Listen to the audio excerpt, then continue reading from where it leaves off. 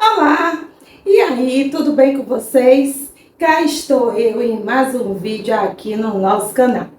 Aqui é o canal Serviço Social Facilitado, destinado a profissionais recém-formadas, a estudantes, ao universo do serviço social como um todo. Aqui nós procuramos dominar o mundo do serviço social.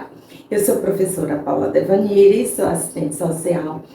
Já irei completar em janeiro de 2024 20 anos de formada e de atuação, com expertise profissional em diversas áreas.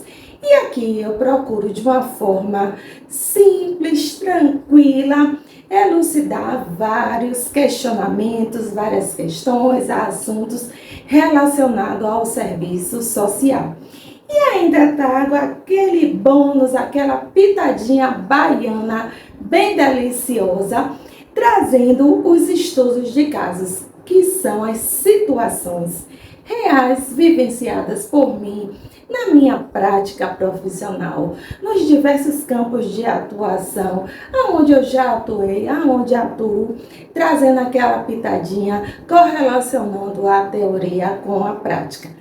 E no vídeo de hoje nós vamos dar continuidade. Eu já trouxe 2 vídeos falando a respeito do CRAS. Já trouxe um vídeo falando de quando eu implantei o CRAS em um município aqui no estado da Bahia. E hoje o vídeo é sobre os CRAS que trabalham com as comunidades tradicionais. Muita gente tem dúvida, CRAS indígena, CRAS quilombola, CRAS para as comunidades ribeirinhas. Hoje vamos falar um pouquinho desses CRAS que são bem particulares, que tem toda a sua essência de uma forma particular. Então, deixa o seu like, se inscreve no canal, ativa o sininho para receber as notificações de quando eu postar um vídeo novo aqui para vocês. E não esqueça de deixar o seu comentário feliz.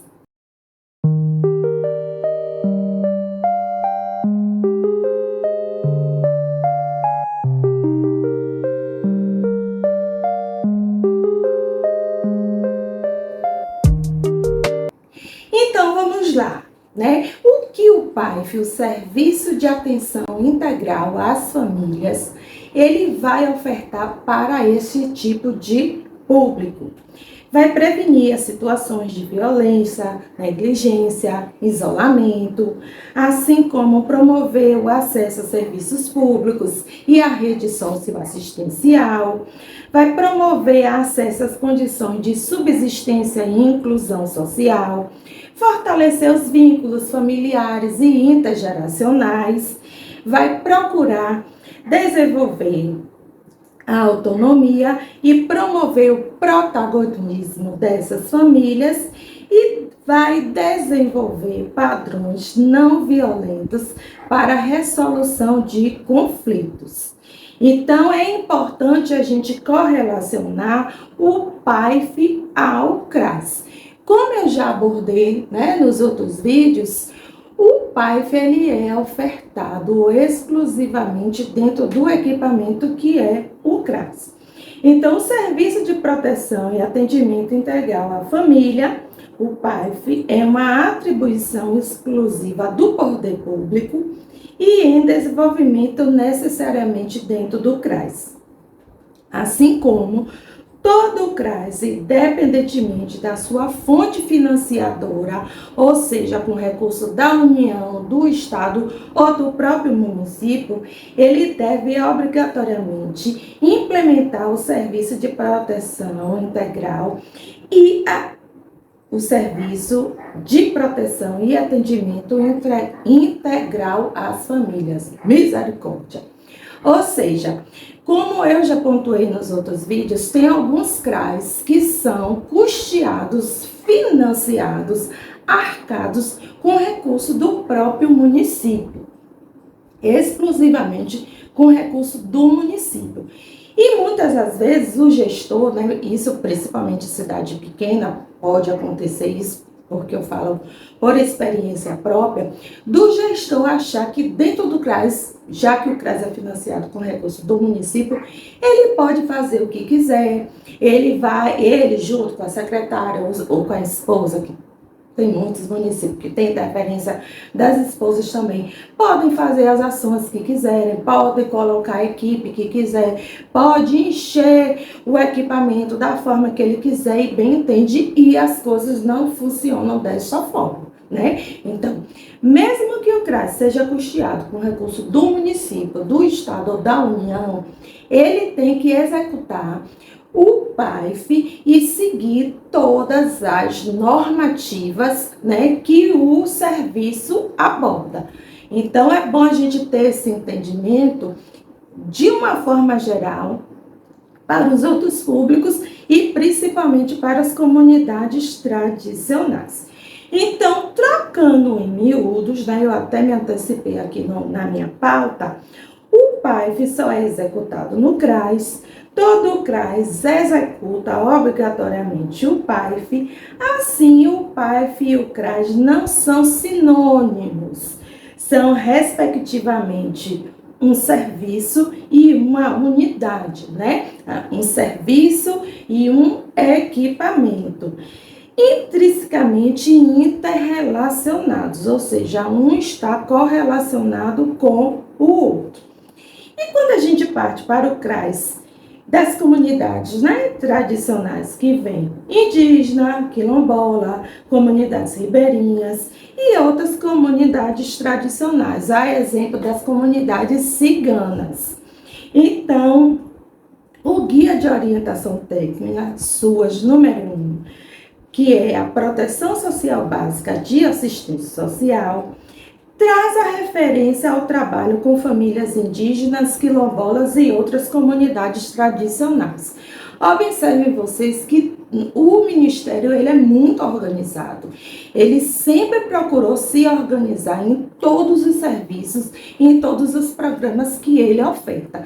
E para cada serviço existe uma normativa, né? E tem cadernos de orientações, tem publicações, resoluções, tem uma infinidade de documentações que é importante a gente, enquanto profissional, enquanto técnica, ter este conhecimento.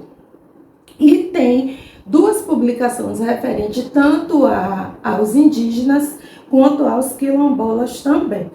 Então, orienta que o município realize interlocuções com as comunidades, suas lideranças e com órgãos estatais responsáveis pela questão. E sugere que seja feita a adequação metodológica necessária para a realização do trabalho com estas comunidades, sem avançar, contudo, na natureza desta adequação. Ou seja, a orientação é que esse equipamento deve estar o mais próximo possível das comunidades. No caso, né, quando for instalado os CRAs, né, nessas comunidades que eu acredito que hoje já não esteja mais nessa fase de instalação, a instalação dos CRAs nos núcleos urbanos dificulta quando não impede o acesso por parte dessa população. Então, o que foi que o governo federal procurou fazer? Procurou deixar mais próximo, mais centralizado, para que essas comunidades tenham uma facilidade de acesso. Geralmente, as comunidades quilombolas e indígenas residem, né, nas zonas rurais dos municípios, que são comunidades de difícil acesso, comunidades que não têm uma facilidade de transporte, de locomoção, um certo entendimento da população, o que é que aquele serviço, o que é que aquele equipamento oferta. Então, procurou, né, resolver essas questões de que forma? Levando o equipamento para lá, sendo implantado lá.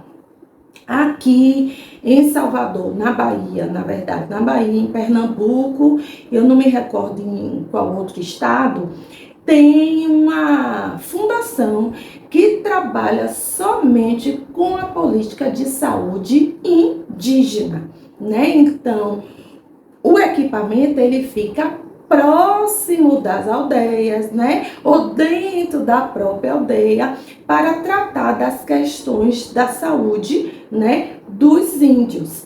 Não só a composição da equipe formada por profissionais, médicos, enfermeiros e assim por diante, e também tem assistentes sociais, psicólogos e assim por diante na composição da equipe. E o que é que cabe à equipe? O adequamento ao atendimento nos serviços operados nesse CRAS depende de uma qualificação técnica do trabalho das equipes responsáveis. Sempre estão acontecendo as capacitações, né? Tanto os órgãos estaduais, o próprio Ministério oferta capacitações. Mas nós, enquanto técnicos, enquanto profissionais, cabemos também buscar ter entendimento, procurar fazer cursos, né, para ofertar um serviço de excelência. Eu sempre penso que enquanto a gente vai trabalhar com a comunidade que a gente não conhece, que a gente não sabe, a gente precisa ler, estudar, estar qualificado, se apropriar, né, para ter um entendimento e ofertar o serviço da melhor forma possível. Eu trabalhei no CRAS que nesse município tinha uma comunidade tradicional que eram os ciganos, né? E o cigano tem um jeito todo particular e peculiar de falar. E eles falam muito rápido, né? E eu não conseguia entender, né? Não conseguia compreender. Então, o que é que eu fazia? Pedia para falar um pouco mais devagar. Se eu não entendesse alguma coisa, eu pedia para repetir. Isso tudo de uma forma, né, de fazer a abordagem, de ter a tratativa, de estar realizando o atendimento, de fazer o estudo social. Então, eu pedia que falassem um pouco mais devagar para que eu conseguisse compreender qual era a demanda do usuário, né, no serviço. Então, é importante a gente ter esse olhar, essa sensibilidade também. Então, o escopo do trabalho é dotado de grande complexidade, né, pelas questões, em função das formas diferenciadas da organização social. Então, até casou, né, com esse exemplo que eu dei aqui para vocês. A comunidade cigana, eles têm uma característica, né, que se casam primo com primos, tio com sobrinha. As adolescentes se casam muito cedo, 12, 13 anos, já estão casadas e assim por diante. Então, é uma característica, né, da própria comunidade. Então, a gente tem que ter toda essa sensibilidade na forma de abordagem, na hora de se fazer um trabalho e assim por diante. E conhecer a cultura. Promover o respeito a valores culturais e as práticas sociais distintas, evitando intervenções que fragilizam a regulação social tradicional dessas comunidades, que foi o que eu acabei de falar. E o amplo trabalho de qualificação técnica da intervenção, assim como uma adequada capacitação e a composição da equipe técnica. Por quê? Porque a equipe técnica do CRAS, tanto indígena quanto quilombola e das comunidades, das outras comunidades tradicionais, o próprio MDS orienta que tenha na sua composição o profissional formado em antropologia.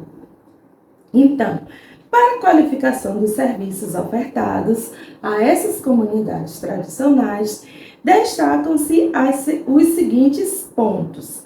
Então, maior integração entre as esferas do governo, presença dos profissionais de antropologia nas equipes, profissionalização das equipes e ampliação do esforço de acompanhamento, avaliação dos trabalhos em cursos e assim por diante.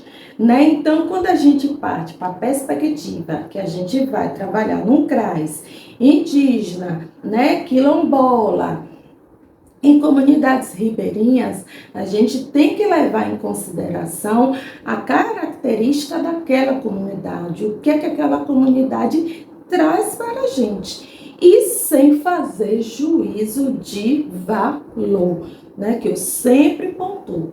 Nós, enquanto profissionais, não podemos fazer juízo de valor. Então, fechando o nosso vídeo, eu sempre falo para as colegas quando entram em contato comigo, né, que a gente tem que ter esse preparo. Então, a gente se prepara como? Se qualificando, né, buscando qualificação profissional. Eu não posso chegar no serviço de paraquedas, cair de paraquedas, né, dei meus 1000 saltos de paraquedas, cair lá no serviço e não sei para que lado vai, não sei para onde vai nada. Então, né, a gente precisa estar qualificado. Basicamente, né, o que eu procurei aqui trazer de uma forma sucinta, procurando elucidar as dúvidas de quem tem referente aos CRAS das comunidades tradicionais são essas. Tá joia? É sempre um prazer ter todos vocês aqui comigo. Cola comigo, se inscreve no canal, ativa o sininho para receber as notificações de quando eu postar um vídeo novo aqui. Deixa o seu like, que é muito importante para o crescimento e fortalecimento do nosso canal. E deixa o seu comentário. Você já trabalhou em algum CRAS indígena, quilombola ou de outras comunidades tradicionais? Me conte aí como foi a sua experiência. Não, Paulo, eu nunca trabalhei, mas sou doida para trabalhar. Adoro as comunidades tradicionais. Deixa aqui o seu comentário porque eu quero saber. Um abraço, um cheiro, um beijo e tchau, tchau e até o próximo vídeo.